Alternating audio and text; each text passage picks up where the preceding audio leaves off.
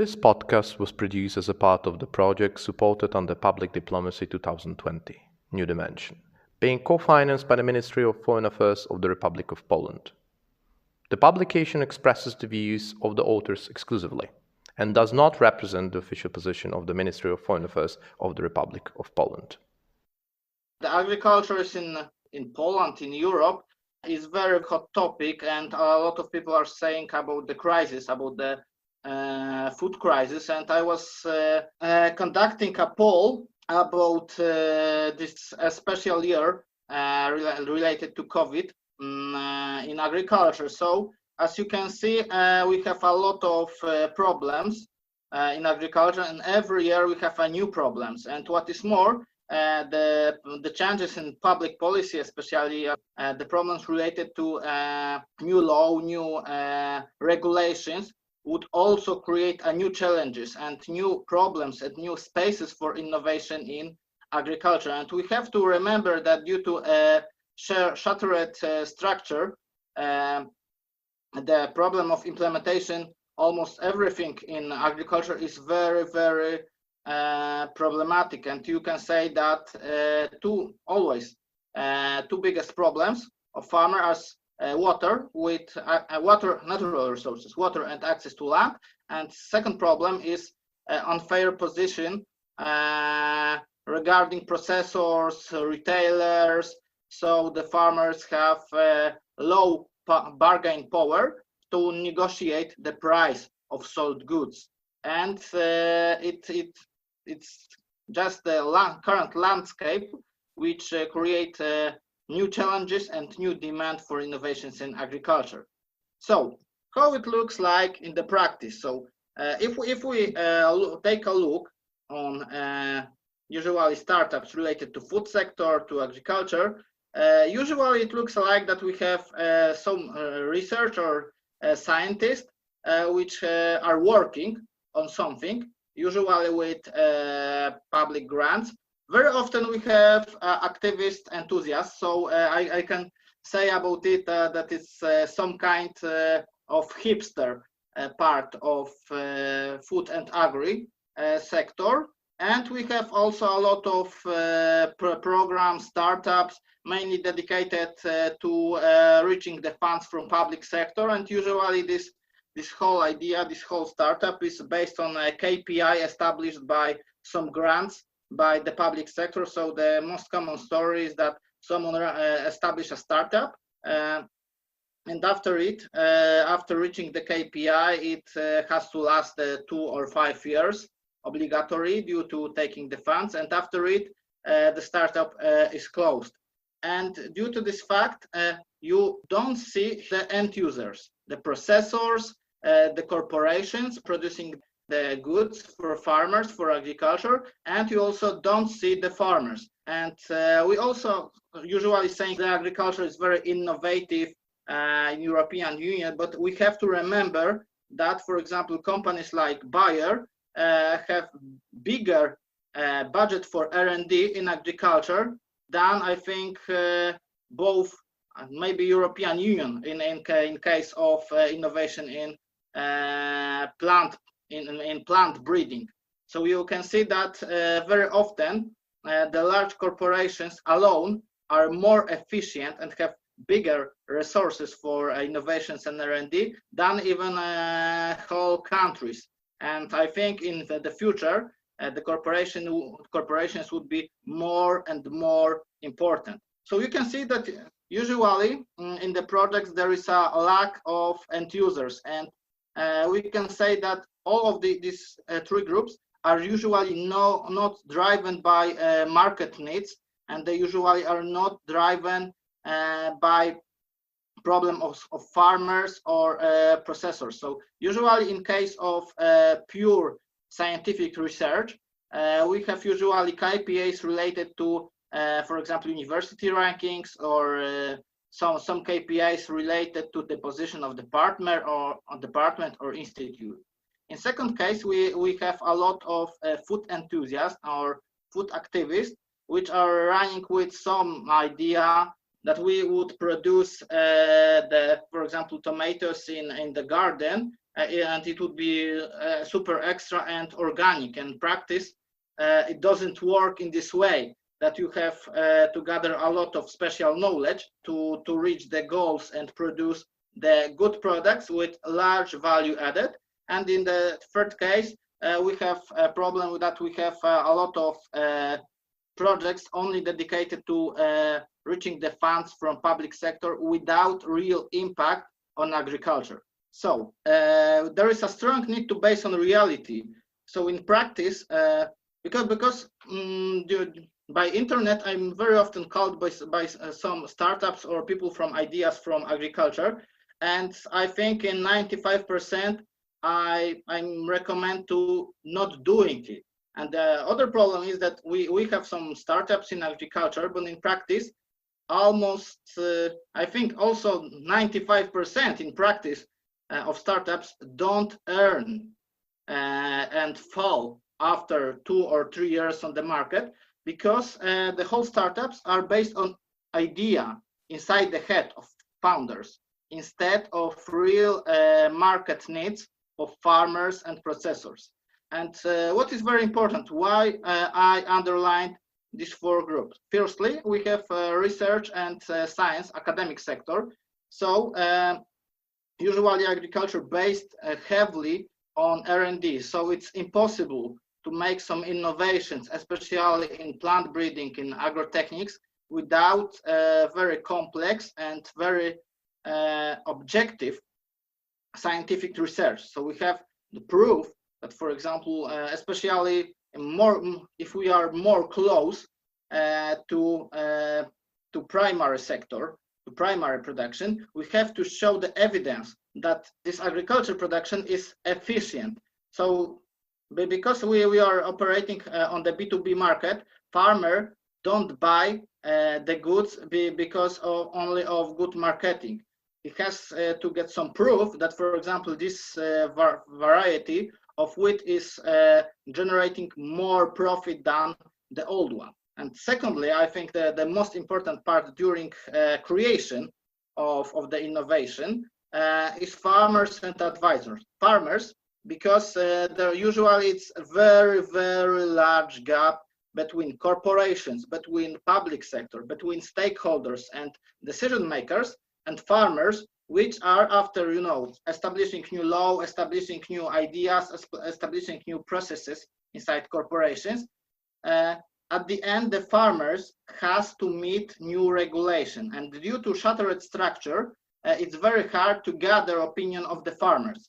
But from my experience, if the farmer is especially in cooperation with scientific workers, we have a good mix, because farmers are saying what is the pain, and scientific environment could deliver the solution very, very, very briefly. And also advisors are other important part, especially the advisors from private sectors, because they are every day, they are meeting customers on large farms, on middle farms, on farms in different size, shapes, and localization. So advisors usually have, after working 5 years in advisory, they have meet more problems of farmers than one farmer could meet during the whole life.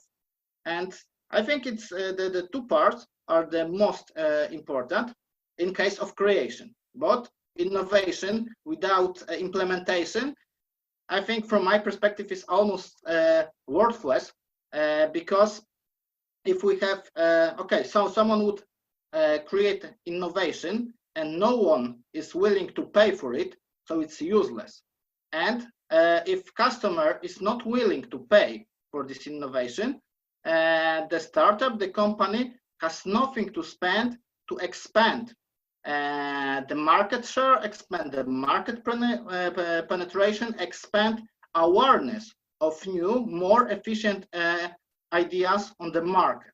So in this case, retailers and processors are very, very important, because usually, for example, in Poland, to take the attention of the farmers by marketing tools is something like €300 to spend on marketing to reach the farmer in an effective way. For example, to make a meeting to buy a new combine harvester. So from perspective of startup, it's very, very expensive way to reach new customers. And from experience of retailers, it's much easier because they have already established channels of sales. And the same in case of processors, of feed mills, of grain traders. So it's possible to create good solutions for farmers, for agriculture, only basing on farmers, advisors, and academic workers, but it's almost impossible to implement this innovation in practice without retailers and processors. And the last part, it's very important to gather the funds, because people very often, if I, for example, saw some pitch decks of startups, they say, okay, after 1 year we would reach, for example, 20 farmers with our new equipment, and in practice, for sure, it would be 0. And new ideas, new startups should be prepared that they, for a long time, would be unprofitable, because they have to pivot the product, that they have to reach the market penetration, and they have to make the whole value chain. They have to establish the lifetime value, the customer acquisition cost, the other KPIs to work out efficiently business models. So the startups needs the external source of finance, like public sector, grants, or investors and venture capital. So how it's look like in practice? And we have also remember then innovation in various programs has very different definition. So usually in Poland and European Union have 2 definitions of innovations. One is on the economic level, and the other is on the farm levels. For example, in rural development program, occurring of every new tool or every other new species of crops on the farm level is considered as innovation. And on the economic level, innovation is considered as a whole new product which didn't occur before on the market. So we have to remember that we have 2 most important definitions, one dedicated for farm and one dedicated for the whole economy. So in practice, it's, for example, a team from my startup. So we have here advisors, farmers, and we have also developers. And it's very important that such developers have experience in agriculture, are from rural areas, and we know each other from study times. So it's not working in this way that okay, I have one crazy idea, but I have to confront this idea with as many end users as possible. So what is more, other case, it's agronomist.pl, which was developed by BNP Paribas, the biggest agriculture bank in Poland. And it's a very interesting case because it was portal that created as the whole ecosystem of IT solutions dedicated for the farmers.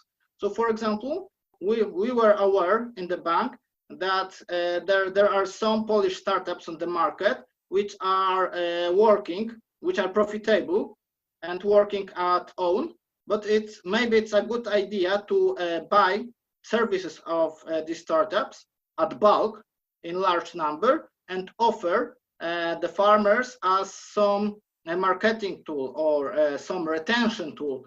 For example, if farmer would buy a tractor with fertilizer spreader with a credit for this, he would receive the whole data for precision farming. And it's good because it's the startup has already large pool of customers. Bank has a much more efficient tool for creation good relationship with the farmers, and farmer has additional tools, modern tools, for free. So we can see that here we have something good for the farmers, for the processors, for the environment, and for the startup. Other case is, for example, from this week. So I'm a leader of some operational group. When we are gathered and operating based on our large common agreement that we would conduct 2 years research about precision farming based on satellite data. So you can see that we have agronom, specialist of agri-techniques and precision farming.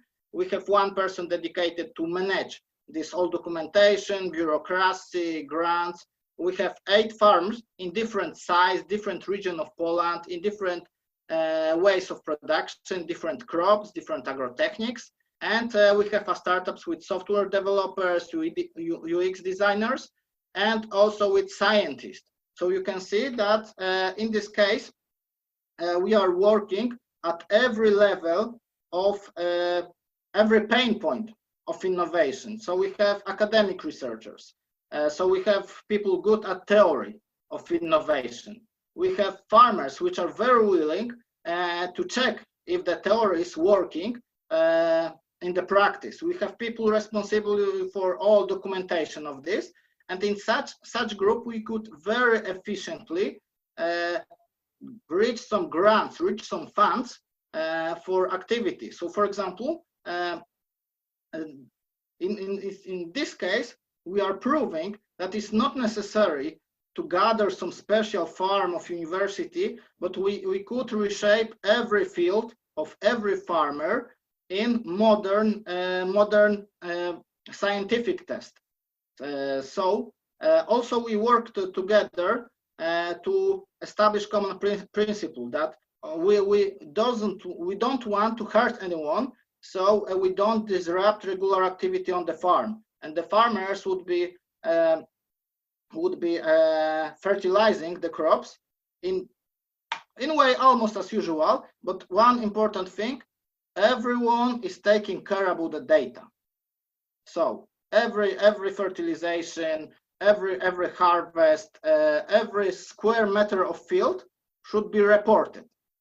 And in this way, farmers get some additional refundation of cost related to cultivating the crops, and also the startups and scientists, they also have some refundation of their daily activity. So in this case, we have already all complex team for deal with the problem and reshape the innovation. And what is important, this startup has already sales channels worked out with large corporations, for example, with traders, with banks, or with fertilizer producers. So after working new solutions dedicated for precision farming, after 3 months, it could be in every farm in Poland due to the sales channels of processors and retailers.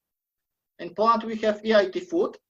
So it's the part of organization under the European Commission, and it's a very, very efficient at micro grants for boosting activity. Like, for example, there is a program of test farms, and I think it's even from the Balkans. There are some startups in Poland from this grant that they could reach something like 3,000 or 5,000 euro just for testing the MVP product with the farmers. So, okay, maybe you shouldn't take a lot of grants, a lot of euros for this innovation. Firstly, let's check if one farmer would be willing to use this innovation instead of planning, 200 farmers in 1 year, or 2 or 5 or half thousand farmers in 2 years. And we have also local operational groups. They are usually seen as a good source of financing for culture and for history, but it's also very, very good usually at creation workplaces related to innovations on the rural areas. And we have also the rural development program, especially in Poland, is the tool for building demand for innovations. So from rural development programs, farmers could reach the refundation of investment in new tractors, in new fertilizers, and new new equipment, new building. In case if the investment is from the list, and the list is created only from propositions which are good for innovation and good for environment. So it's impossible to buy, for example, new tractor and new fertilizer without electronics, reduced greenhouse emission, or without GPS for precision farming. And other large case is operational groups. If we gather large group with farmers, scientific researchers, startups, there is also dedicated program in whole European Union to reach the foundation of such program for validation and creation innovation with cooperation with farmers and researchers. And the last point, venture capital. In our region of Europe, it's not very popular, but it's increasing amazingly efficient in boosting the sales. So after, for example, this whole way from EIT food to operational groups, we have proven innovation with the farmers. We have already something like 2 years of activity, so the innovation is proven, and we could go to venture capital, because venture capital is usually a private investor, and he is very willing to invest in something proven, and it's proven in previous programs, and he has any KPIs, like, for example, that the investment should support such thing or such thing. The investor only want to increase the profit of his fund. So usually such fund from venture capital should be easily spent on boosting marketing, or hiring the salesman, or hiring the marketing specialist, because all previous grants and funds are dedicated to development the innovation and not implementation of the innovation. The summary, the innovation should base on problems of end users. So without this way, we would have innovations which would even harm the farmers and or end users, and it's obvious in this way that it would also harm the creator of innovations, because such creator would only lose the money. And it's important that farmers have not possibility to create new products, because it's for them, they are operating on too small scale to shape new products, new digital solutions, or new ways of fertilizing. And also, it's very, very worth to remember that startups should use existing sales channels of retailers, processors, or traders, because due to shattered structure of agriculture, the cost of acquisition is very high. So in practice, it would occur that cost of acquisition is higher than profit margin from offering innovations to the farmers. And at the end, the innovators should not forget about external source of finance, like public funds or venture capital. And I think we have a quite bright future of the venture capital in our region. Thank you.